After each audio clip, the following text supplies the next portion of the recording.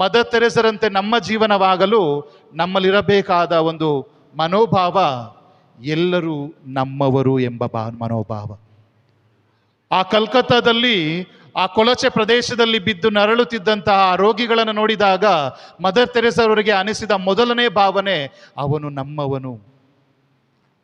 ಆ ರೋಗದಿಂದ ನರಳುತ್ತಿದ್ದವರನ್ನ, ಕುಷ್ಠ ರೋಗದಿಂದ ನರಳುತ್ತಿದ್ದವರನ್ನ ನಾವು ನೋಡಿದರೆ ಅವರು ನಮ್ಮವರಲ್ಲ ಎಂದು ತಾತ್ಸಾರ ಮಾಡ್ತೇವೆ. ಎಷ್ಟೋ ಜನರು ಅವರ ಕುಟುಂಬದಲ್ಲಿದ್ದಂಥ ರೋಗಿಗಳು ನಮ್ಮವರಲ್ಲ ಎಂದು ಅವರನ್ನು ತ್ಯಜಿಸಿ ಆ ದಾರಿ ಬೀದಿಗಳಲ್ಲಿ ಬಿಟ್ಟು ಹೋಗ್ತಾ ಇದ್ರು. ಆ ಸಮಯದಲ್ಲಿ ಅವರನ್ನು ನೋಡಿದಾಗ ಮದರ್ ತೆರೆಸ ಅವರಿಗೆ ಅನಿಸಿದ ಮೊದಲನೇ ಭಾವನೆ, ಅವರು ನಮ್ಮವರು. ಆದ್ದರಿಂದಲೇ ಒಮ್ಮೆ ಮದರ್ ತೆರೆಸರವರು ನುಡಿಯುತ್ತಾರೆ, ಆ ರೋಗಿಗಳ ಮುಖದಲ್ಲಿ ನಾನು ಯೇಸುವನ್ನು ನೋಡುತ್ತೇನೆ, ಆ ರೋಗಿಗಳ ಗಾಯಗಳಲ್ಲಿ ನಾನು ಯೇಸು ಪಟ್ಟಂತಹ ನೋವನ್ನು ನಾನು ಅನುಭವಿಸುತ್ತಾ ಇದ್ದೇನೆ.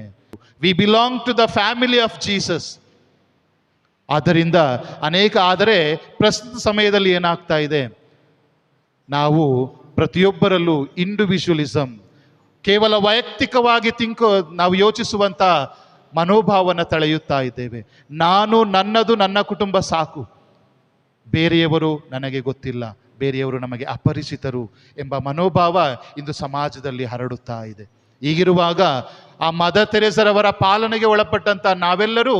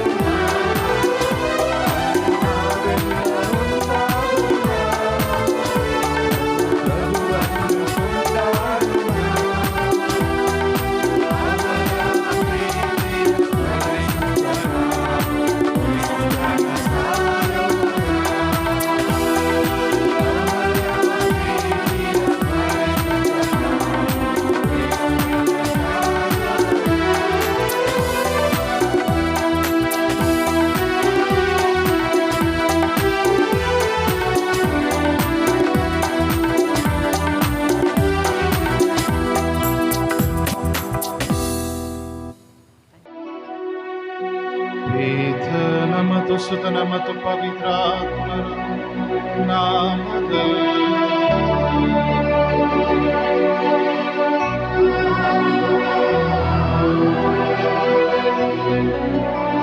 ನಮ್ಮ ಪ್ರಭು ಯೇಸು ಕ್ರಿಸ್ತರ ಕೃಪಾವರವು ದೇವರ ಪ್ರೀತಿಯು ಪವಿತ್ರಾತ್ಮರ ಅನ್ಯೋನ್ಯತೆಯು ನಿಮ್ಮೆಲ್ಲರೊಡನೆ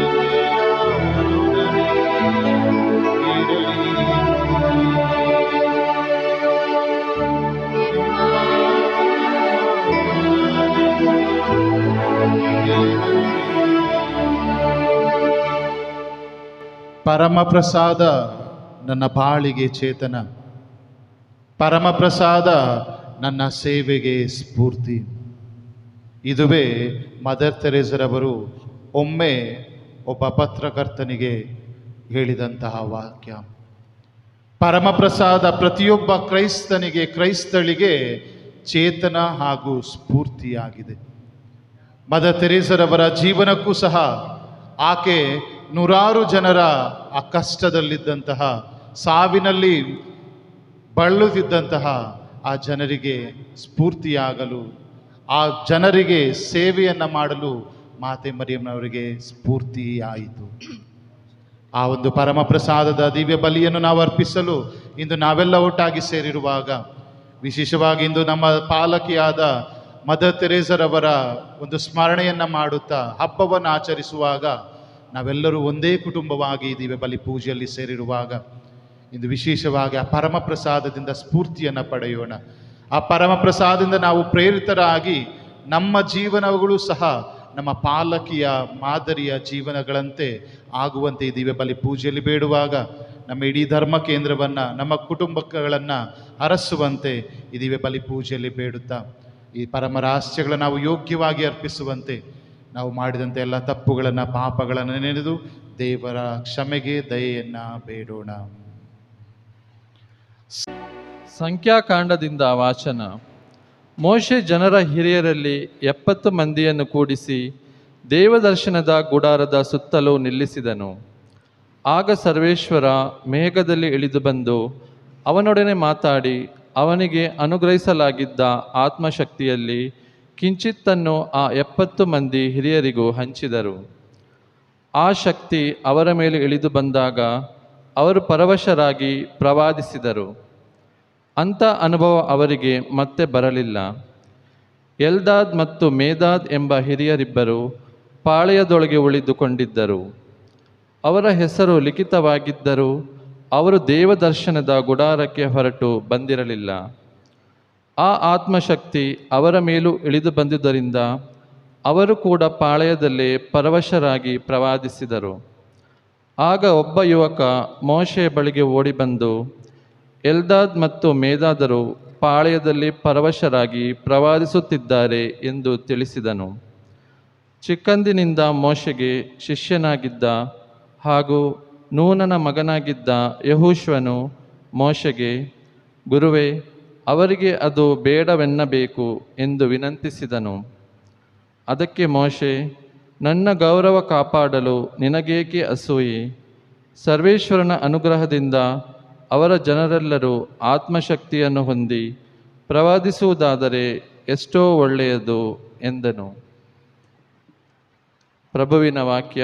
ದೇವರಿಗೆ ಕೃತಜ್ಞತೆ ಸಲ್ಲಲಿ.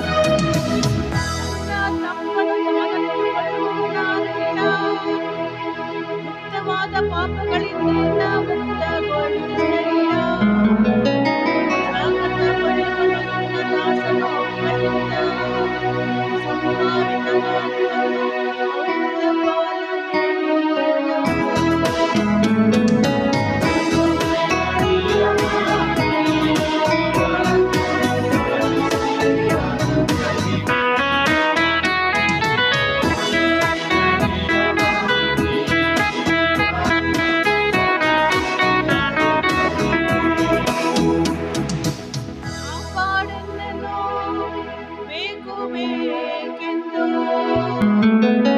ಪಾಪ ಮಾಡದಂತೆ ಕಾದಿಡು.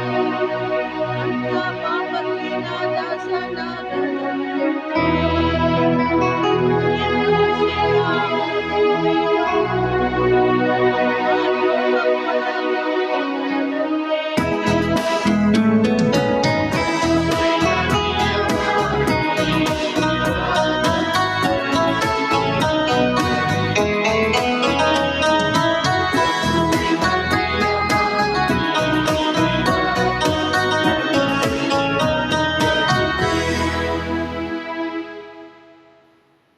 ಯಾಕೋಬನು ಬರೆದ ಪತ್ರದಿಂದ ವಾಚನ. ಐಶ್ವರ್ಯವಂತರೇ ಕೇಳಿ, ನಿಮಗೆ ಬರಲಿರುವ ಮಹಾ ಕಷ್ಟಗಳಿಗಾಗಿ ಕಣ್ಣೀರಿಡಿ, ಗೋಳಾಡಿರಿ. ನಿಮ್ಮ ಐಶ್ವರ್ಯ ನಾಶವಾಗಿದೆ, ನಿಮ್ಮ ಬೆಲೆ ಬಾಳುವ ಬಟ್ಟೆಗಳಿಗೆ ನುಸಿ ಹತ್ತಿದೆ, ನಿಮ್ಮ ಬೆಳ್ಳಿ ಬಂಗಾರಕ್ಕೆ ತುಕ್ಕು ಹಿಡಿದಿದೆ. ಆ ತುಕ್ಕೇ ನಿಮಗೆ ವಿರುದ್ಧ ಸಾಕ್ಷಿಯಾಗಿ ನಿಮ್ಮನ್ನು ಬೆಂಕಿಯಂತೆ ದಹಿಸಿ ಬಿಡುತ್ತದೆ. ಅಂತ್ಯಕಾಲಕ್ಕಾಗಿ ನೀವು ಬೆಂಕಿಯನ್ನೇ ಶೇಖರಿಸಿಟ್ಟುಕೊಂಡಿದ್ದೀರಿ. ನಿಮ್ಮ ಹೊಲಗಳಲ್ಲಿ ದುಡಿದ ಆಳುಗಳ ಕೂಲಿಯನ್ನು ಮೋಸದಿಂದ ಹಿಡಿದಿಟ್ಟುಕೊಂಡಿದ್ದೀರಿ. ನೀವು ಕೊಡದ ಕೂಲಿಯೇ ನಿಮಗೆ ವಿರುದ್ಧವಾಗಿ ಕೂಗಿಕೊಳ್ಳುತ್ತಿದೆ. ಕೂಲಿ ಆಳುಗಳ ಗೋಳಾಟ ಸರ್ವ ಸೇನಾಧೀಶ್ವರನಾದ ಪ್ರಭುವಿನ ಕಿವಿಗೂ ಬಿದ್ದಿದೆ. ಲೋಕದಲ್ಲಿ ನೀವು ಸುಖಭೋಗಿಗಳಾಗಿ ವಿಲಾಸ ಜೀವನ ನಡೆಸಿದ್ದೀರಿ. ವಧೆಯ ದಿನಕ್ಕಾಗಿ ಪಶುಗಳಂತೆ ನಿಮ್ಮನ್ನೇ ಕೊಬ್ಬಿಸಿಕೊಂಡಿದ್ದೀರಿ. ನಿಮ್ಮನ್ನು ವಿರೋಧಿಸಿದ ಸಜ್ಜನನನ್ನು ಖಂಡಿಸಿ ಕೊಲೆ ಮಾಡಿಸಿದ್ದೀರಿ. ಪ್ರಭುವಿನ ವಾಕ್ಯ. ದೇವರಿಗೆ ಕೃತಜ್ಞತೆ ಸಲ್ಲಲಿ.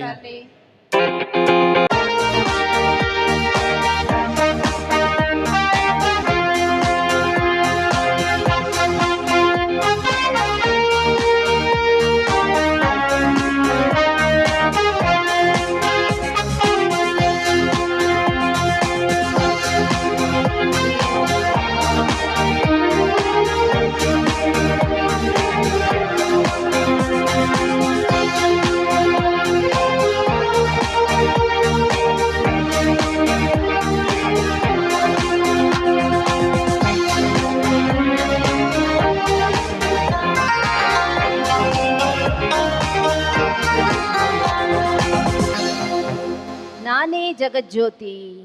ನನ್ನನ್ನು ಹಿಂಬಾಲಿಸುವವನು ಕತ್ತಲಲ್ಲಿ ನಡೆಯುವುದಿಲ್ಲ, ಜೀವದಾಯಕ ಜ್ಯೋತಿ ಅವನಲ್ಲಿರುತ್ತದೆ.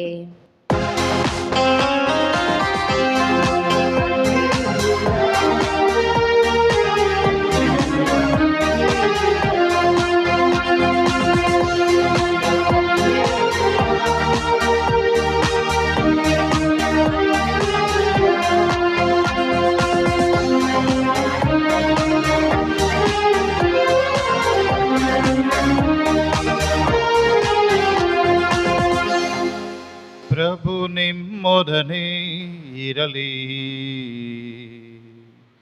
ನಿಮ್ಮಾತ್ಮದೊಡನೆಯೂ ಇರಲಿ. ಮಾರ್ಕರು ಬರೆದ ಪವಿತ್ರ ಶುಭ ಸಂದೇಶದಿಂದ ವಾಚನ. ಪ್ರಭು ನಿಮಗೆ ಮಹಿಮೆ ಸಲ್ಲಲಿ.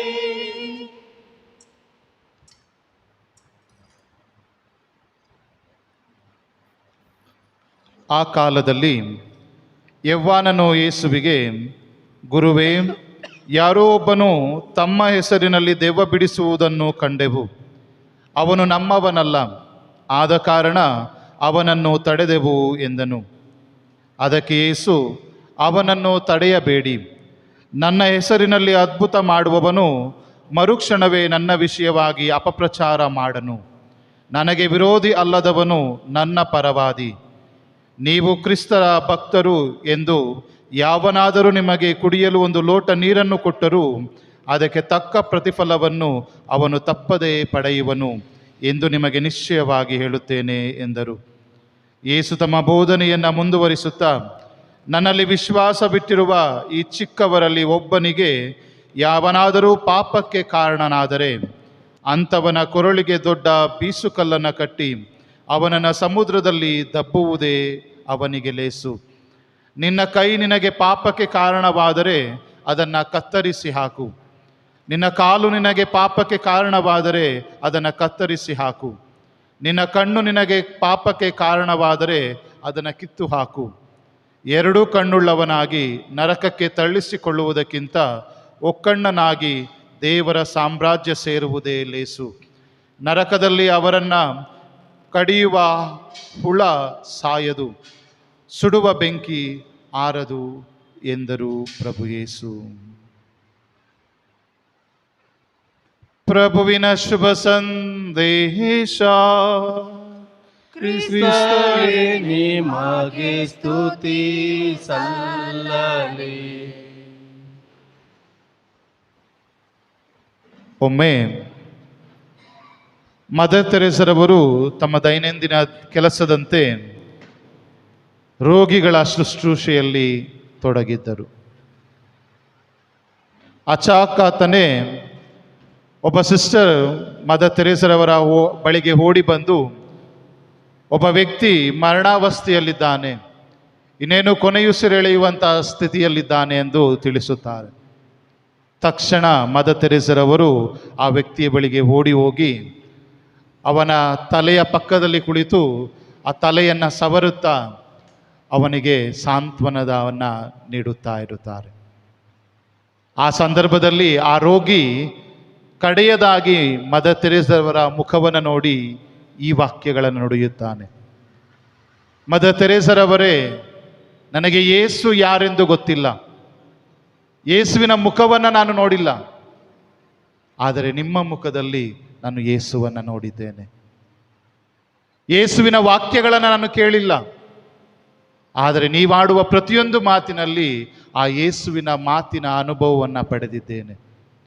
ಯೇಸು ನನ್ನನ್ನು ಮುಟ್ಟಿದ್ದಾರೋ ಇಲ್ವೋ ನನಗೆ ಗೊತ್ತಿಲ್ಲ, ಅವರ ಸ್ಪರ್ಶದ ಅನುಭವ ನನಗಿಲ್ಲ, ಆದರೆ ನೀವು ಪ್ರತಿಯೊಂದು ಬಾರಿ ನನ್ನ ಮುಟ್ಟಿದಾಗಲೆಲ್ಲ ಆ ಯೇಸುವೆ ನನ್ನನ್ನು ಮುಟ್ಟಿದಂಥ ಸ್ಪರ್ಶ ಅನುಭವ ನನಗಾಗಿದೆ.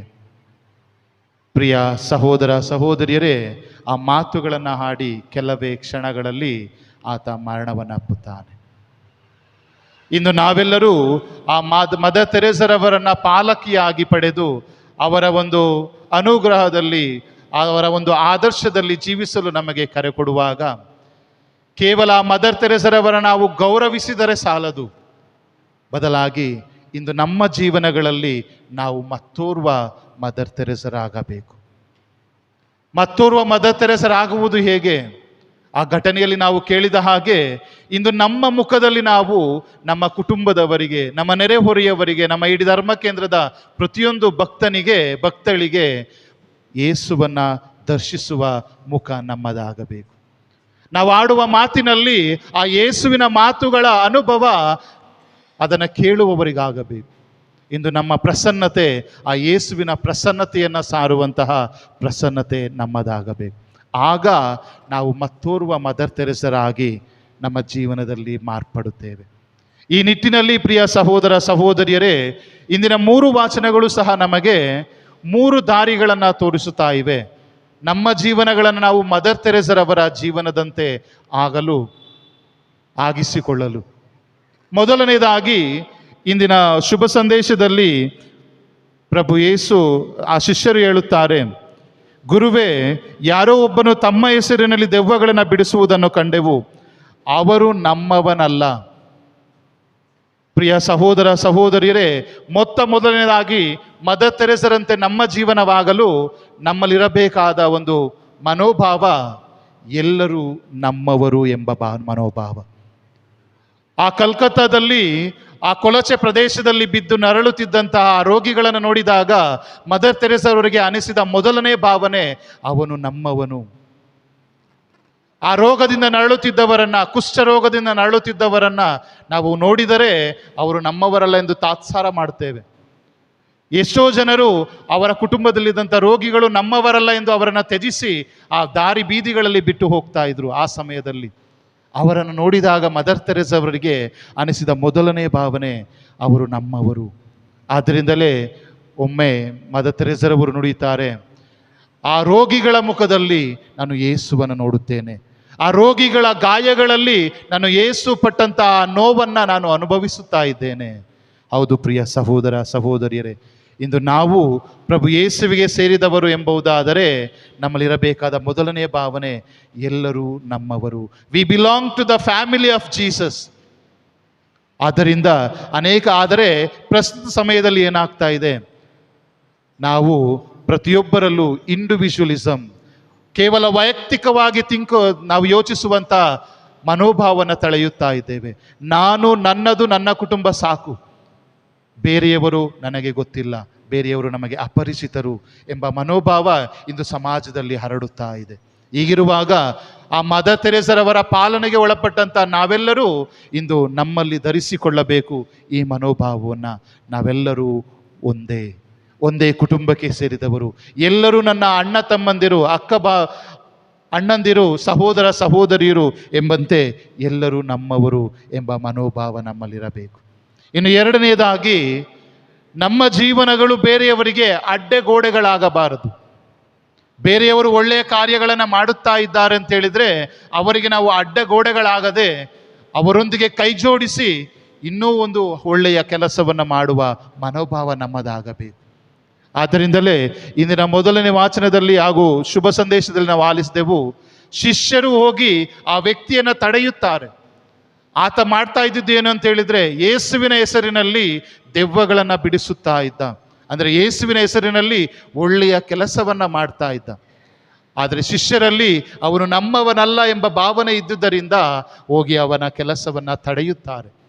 ಅದೇ ರೀತಿ ಇಂದಿನ ಮೊದಲನೇ ವಾಚನದಲ್ಲಿ ನಾವು ಆಲಿಸಿದೆವು, ಸಂಖ್ಯಾಕಾಂಡದಿಂದ ಮೋಶೆ 70 ಜನರನ್ನು ಆರಿಸಿಕೊಂಡು ಅವರನ್ನು ದೇವರ ಒಂದು ಮಂದಿರಕ್ಕೆ ಕರೆದುಕೊಂಡು ದೇವರ ಪ್ರಸನ್ನತೆಯಲ್ಲಿ ಪ್ರಾರ್ಥಿಸುವಾಗ ಅವರೆಲ್ಲರೂ ಪವಿತ್ರಾತ್ಮ ಭರಿತರಾಗುತ್ತಾರೆ. ದೇವರ ಆತ್ಮ ಅವರ ಮೇಲೆ ಬಂದು ಅವರು ಪ್ರವಾದಿಸಲು ಪ್ರಾರಂಭಿಸುತ್ತಾರೆ.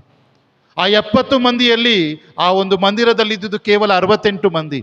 ಇನ್ನಿಬ್ಬರು ತಮ್ಮ ದರ್ಪದಿಂದಾಗಿ, ಅಹಂಕಾರದ ಮನೋಭಾವದಿಂದಾಗಿ ಆ ಒಂದು ಮಂದಿರಕ್ಕೆ ಬಂದಿರಲಿಲ್ಲ, ಬದಲಾಗಿ ಅವರ ಗುಡಾರದಲ್ಲೇ ಇದ್ದರು. ಆದರೂ ದೇವರ ಆತ್ಮ ಆರಿಸಿಕೊಂಡವರ ಮೇಲೆ ಎಂದಿಗೂ ನಿಷಿದ್ಧೆಯನ್ನು ಓಡುವುದಿಲ್ಲ, ಬದಲಾಗಿ ಎಲ್ಲರ ಮೇಲೆ ದೇವರ ಆತ್ಮವನ್ನು ದೇವರು ಕರುಣಿಸುತ್ತಾರೆ.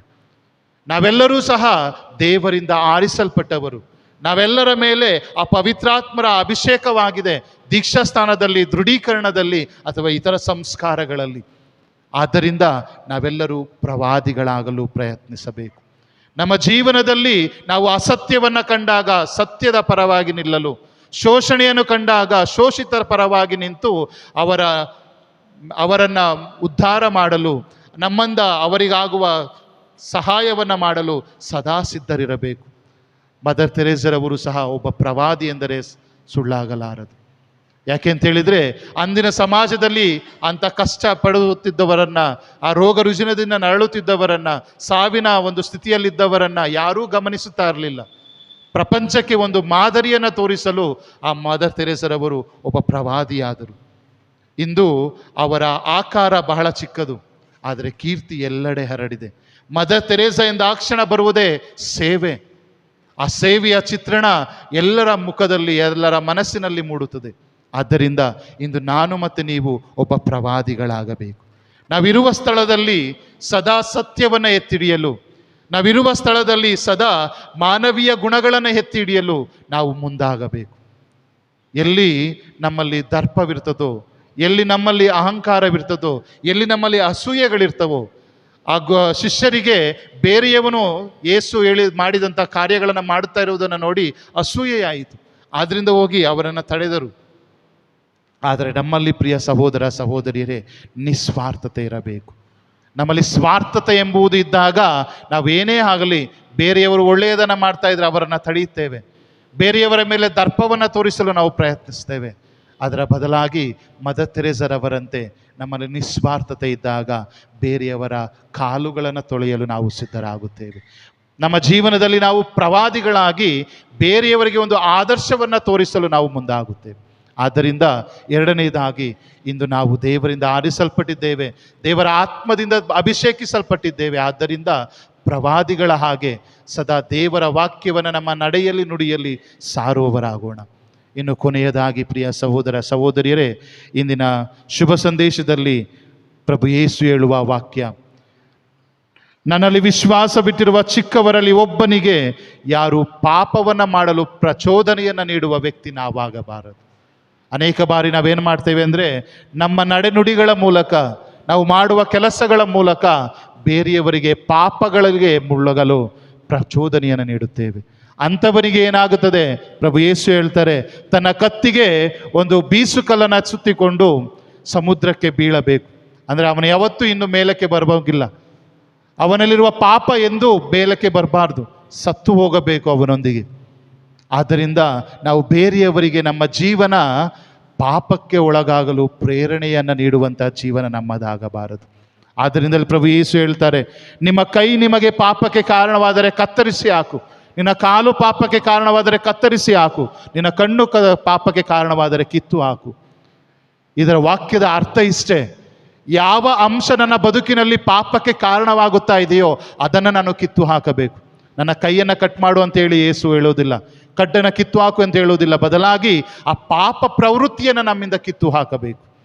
ಆಗ ಮಾತ್ರ ನಾವು ಮತ್ತೋರ್ವ ಮದರ್ ತೆರೆಸರಾಗಿ, ಯೇಸುವಿನ ನಿಜವಾದ ಶಿಷ್ಯಳಾಗಿ ರೂಪಿತಗೊಳ್ಳಲು ಸಾಧ್ಯ. ಆದ್ದರಿಂದ ನಾವೆಲ್ಲರೂ ಪ್ರಿಯ ಸಹೋದರ ಸಹೋದರಿಯರೇ, ಇಂದು ಆ ಮದರ್ ತೆರೇಸರವರ ಪಾಲನೆಗೆ ಒಳಗಾಗಿರುವಾಗ ಅವರಂಥ ಮನೋಭಾವ ನಮ್ಮದಾಗಲಿ. ನಿಸ್ವಾರ್ಥತೆ, ದೀನತೆ, ಸೇವೆ ಇವು ನಮ್ಮ ಮೈಗೂಡಬೇಕು. ನಮ್ಮ ನಡೆಯಲ್ಲಿ ನುಡಿಯಲಿ ಸದಾ ಇವುಗಳು ಬೇರೆಯವರಿಗೆ ತೋರಿಸಲ್ಪಡಬೇಕು. ಆಗ ಮಾತ್ರ ನಾವು ನಿಜವಾಗಿಯೂ ಯೇಸುವಿನ ಹಿಂಬಾಲಕರು, ಯೇಸುವಿನ ಮಕ್ಕಳು, ಯೇಸುವಿನ ಸಹೋದರ ಸಹೋದರಿಯರು, ಯೇಸುವಿನಿಂದ ರಕ್ಷಣೆಯನ್ನು ಪಡೆದಿರುವವರು ಎಂಬುದನ್ನು ನಮ್ಮ ನಡೆಯಲ್ಲಿ ನುಡಿಯಲ್ಲಿ ಸಾರಿದಂತಾಗುತ್ತದೆ. ಅಂತೆಯೇ ಆದ್ದರಿಂದ ಇದೀಗ ಬಲಿಪೂಜೆಯಲ್ಲಿ ವಿಶೇಷವಾಗಿ ಆ ಮದರ್ ತೆರೇಸರವರಂತೆ ನಾವು ಸಹ ನಮ್ಮಲ್ಲಿರುವಂಥ ಎಲ್ಲ ಒಂದು ನಿಸ್ವಾರ್ಥತೆ, ಸ್ವಾರ್ಥ ಮನೋಭಾವಗಳನ್ನು ಬಿಟ್ಟು ಸದಾ ಪರರ ಸೇವೆಯಲ್ಲಿ, ಸದಾ ಯೇಸುವಿನ ವಾಕ್ಯವನ್ನು ನಮ್ಮ ಜೀವನದಲ್ಲಿ ಪಾಲಿಸುವಂಥ ವ್ಯಕ್ತಿಗಳು ನಾವಾಗುವಂತೆ ಇದೀಗ ಬಲಿಪೂಜೆಯಲ್ಲಿ ಬೇಡೋಣ.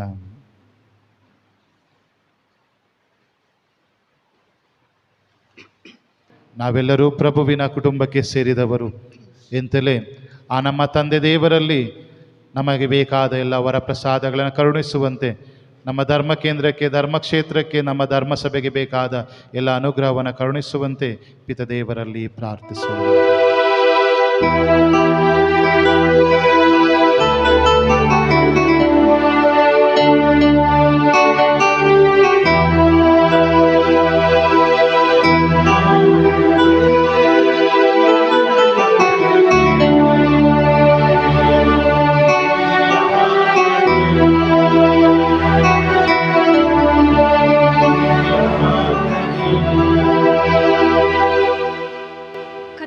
ಧರ್ಮಸಭೆಯಲ್ಲಿ ದೇವರ ಪ್ರತಿನಿಧಿಗಳಾಗಿ ಅಮೃತ ಹಸ್ತಗಳಿಂದಲೂ ಆಧ್ಯಾತ್ಮಿಕ ಜ್ಞಾನದಿಂದಲೂ ಸೇವೆಗೈಯುತ್ತಿರುವ ಪೋಪ್ ಫ್ರಾನ್ಸಿಸರಿಗಾಗಿಯೂ, ನಮ್ಮ ಮಹಾಧರ್ಮಾಧ್ಯಕ್ಷರು ಹಾಗೂ ಇತರ ಧರ್ಮಾಧ್ಯಕ್ಷರುಗಳಿಗಾಗಿಯೂ, ಗುರುಗಳು ಮತ್ತು ಭಗಿನಿಯರಿಗಾಗಿಯೂ ಪ್ರಾರ್ಥಿಸೋಣ. ತಮ್ಮ ಸೇವಾ ಕ್ಷೇತ್ರಗಳಲ್ಲಿ ದೇವರಿಗಾಗಿ ದುಡಿಯಲು ಬೇಕಾದ ವರಗಳನ್ನು ಸುರಿಸಲೆಂದು ಪ್ರಾರ್ಥಿಸೋಣ.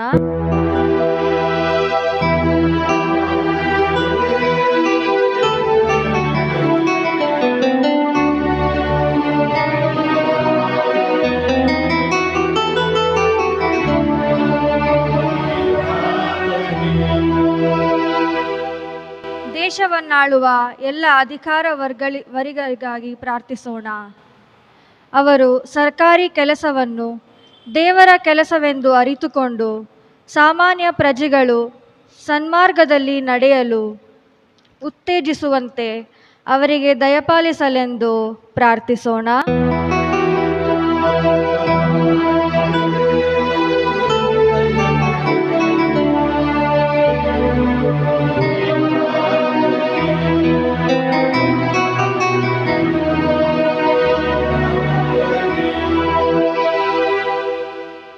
ಸಣ್ಣ ಪುಟ್ಟ ಕೈಗಾರಿಕೆಗಳಲ್ಲಿ, ಕಚೇರಿಗಳಲ್ಲಿ ಕುಳಿತು ಕಾರ್ಮಿಕರನ್ನು ಮುನ್ನಡೆಸುತ್ತಿರುವ ಹಣವಂತರಿಗಾಗಿ ಪ್ರಾರ್ಥಿಸೋಣ.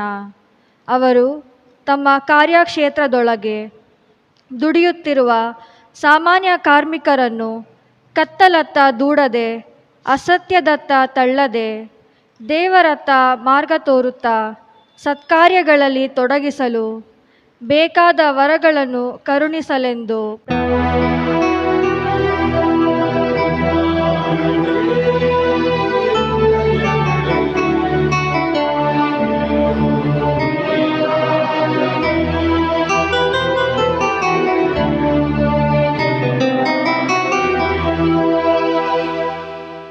ತಮ್ಮ ಮಕ್ಕಳನ್ನು ಸನ್ಮಾರ್ಗದಲ್ಲಿ ನಡೆಸಲು ಕರೆ ಹೊಂದಿರುವ ತಂದೆ ತಾಯಿಯರು ಯಾವ ಸಂದರ್ಭದಲ್ಲೂ ತಮ್ಮ ಮಕ್ಕಳನ್ನು ದುಷ್ಟ ಮಾರ್ಗದಲ್ಲಿ ನಡೆಯಲು ಕೈಬಿಡದೆ ಅವರನ್ನು ದೈವ ಮಾರ್ಗದಲ್ಲಿ ಮುನ್ನಡೆಸಲು ಬೇಕಾದ ಜ್ಞಾನವನ್ನು ಅನುಗ್ರಹಿಸಲೆಂದು ಪ್ರಾರ್ಥಿಸೋಣ.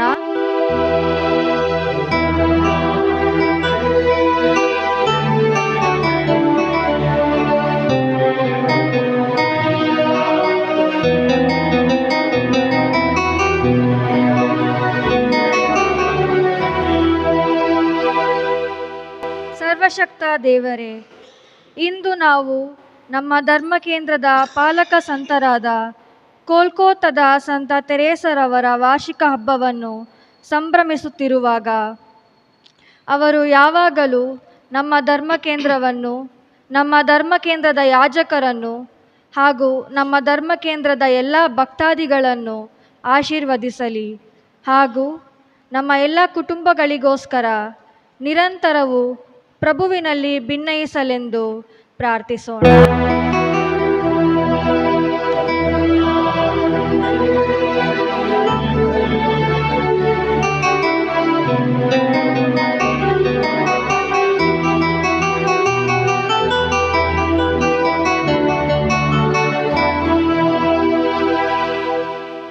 ಕ್ಷಣಕಾಲ ಮೌನವಾಗಿದ್ದು ನಮ್ಮೆಲ್ಲ ವೈಯಕ್ತಿಕ ಹಾಗೂ ನಮ್ಮ ಕುಟುಂಬದ ಎಲ್ಲ ಭಿನ್ನ ಕೋರಿಕೆಗಳನ್ನು ಸರ್ವಶಕ್ತ ದೇವರಿಗೆ ಸಮರ್ಪಿಸುವ.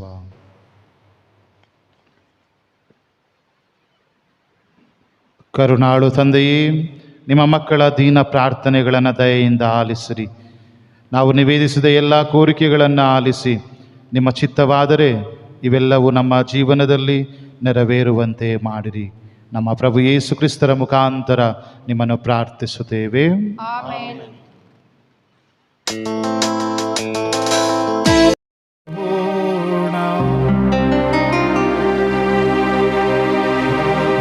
ನಿಮ್ಮ ಸ್ವರ್ಗೀಯ ರಹಸ್ಯ ನಮ್ಮ ತನುಮನಗಳಿಗೆ ನವ ಚೈತನ್ಯ ನೀಡಲಿ. ಕ್ರಿಸ್ತರ ಮರಣವನ್ನು ಸಾರಿ ಅವರ ಯಾತನೆಯಲ್ಲಿ ಒಂದಾಗಿರುವ ನಾವು ಅವರ ಮಹಿಮೆಯಲ್ಲೂ ಸಹ ಬಾಧ್ಯಸ್ಥರಾಗುವಂತಾಗಲಿ. ನಮ್ಮ ಪ್ರಭು ಕ್ರಿಸ್ತರ ಮುಖಾಂತರ ನಿಮ್ಮನ್ನು ಪ್ರಾರ್ಥಿಸುತ್ತೇವೆ.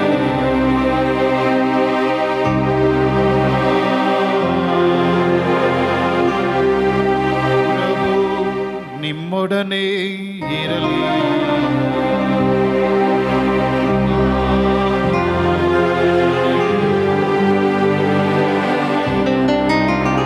ಆಶೀರ್ವಾದಕ್ಕಾಗಿ ತಲೆಬಾಗೋಣ.